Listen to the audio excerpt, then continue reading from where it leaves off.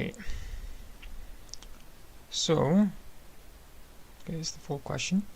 The winner in a tug-of-war exerts the greatest force on blank. So they just fill in the blank, and we're trying to figure out the winner of a tug-of-war situation. Where do they exert the greatest force? Excuse me.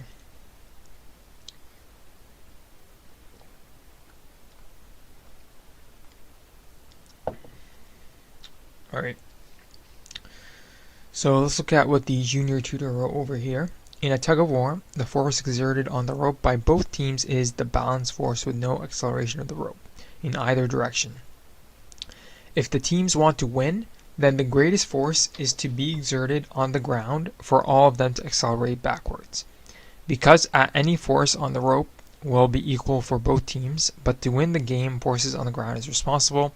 Ground is considered to be the point of support for both the playing teams, and losers will be thrown away if they cannot withstand the torque. So this is the correct answer, but let's think about this conceptually, how this makes sense. Why is it the ground that the greatest force is exerted on? So if we had, let's say, some person in a tug-of-war situation with a rope,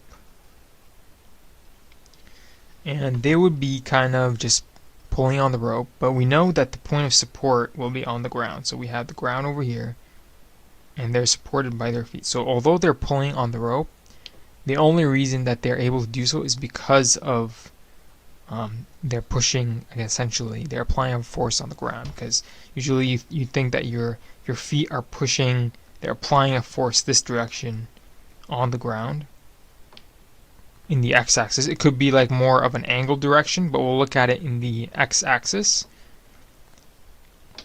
And then from this we know that there's a reaction force from the ground that pushes back, and the ground pushes back on the person who's pulling the rope. So essentially, basically, because there's when they're pulling on the rope, really the force that's exerted is on the ground, because that's where you're being supported. Although you're pulling on the rope, which has some force of tension,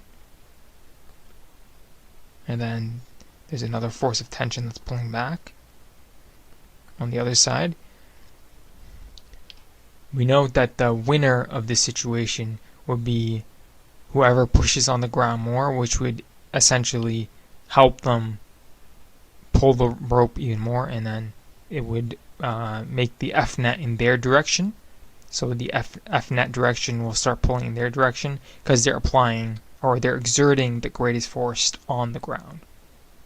And that's how to think about why it's the ground that the winner in a tug-of-war exerts on. The greatest force is on the ground. So we'll mark this question as correct. Great job. And we'll move on to the next question.